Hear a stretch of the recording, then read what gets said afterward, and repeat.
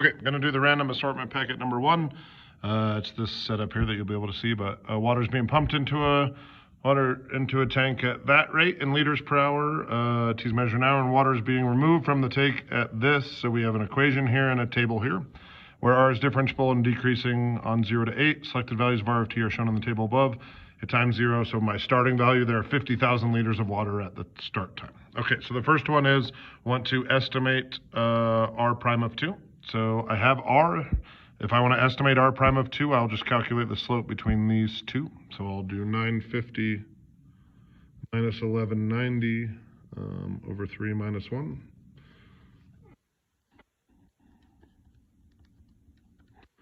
So I'll get negative 240 over 2, which is negative 120. And it says indicate your units of measure. So if R of T is measured in liters per hour, then R prime of anything, so R prime of 2, our estimate is negative 120, and it would be measured in liters per hour squared or per hour per hour. B says use a left ream on sum with 4 subdivisions indicated by the table to estimate the amount of water removed from the tank during the 8 hours. Is this an overestimate or an underestimate of the total number removed? Give a reason for your answer. So if I'm doing a left-hand estimate, I'm going to do 1 times 1340, 2 times 1190, 3 times 950, and 2 times 700. So again, I'll do 1 times, so my left-hand sum will be 1 times 1340, plus 2 times 1190, plus 3 times 950, plus 2 times 740.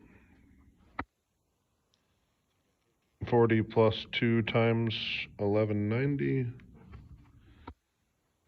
plus 3 times 950 plus 2 times 740.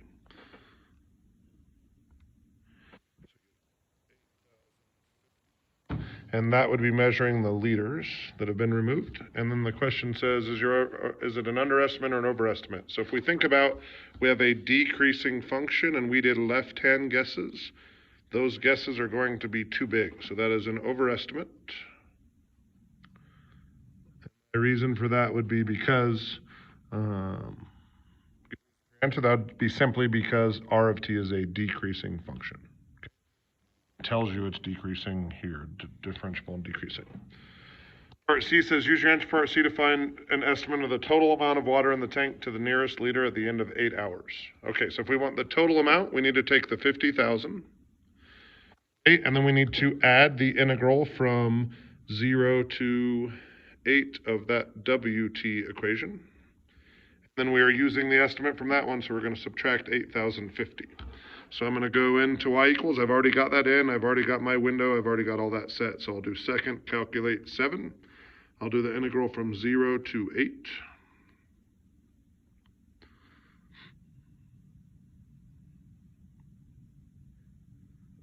Give me an answer right there. From that answer, I'm going to add the 50,000, and I'm going to subtract the 8,050.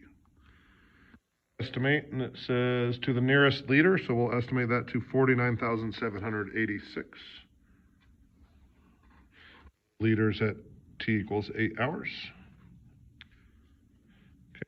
Okay. D says, for 0 to 8, is there a time T when the rate at which water is pumped into the tank is the same at which water is being removed from the tank?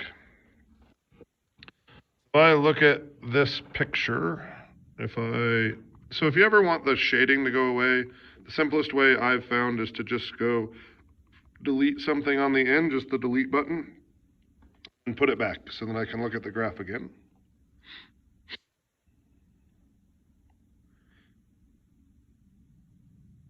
If I look at my window, look at the Y's. The Y values go from 81 up to 2,000.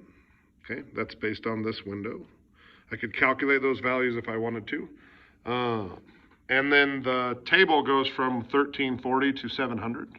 So since both of those functions are continuous, if one of them starts at 81 and goes to 2000, or from 2000 to 81, and the other one goes from 1340 to 700, they would have to cross. And that's what I would say. I'm not going to write it down right now, but that's what I would say on this problem. Since one of them starts at 1340 and goes to 700, and the other one starts at 81 and goes to 2000. it doesn't start at 81, it starts at 2000 and goes down to 81. They would have to cross somewhere since they're both continuous.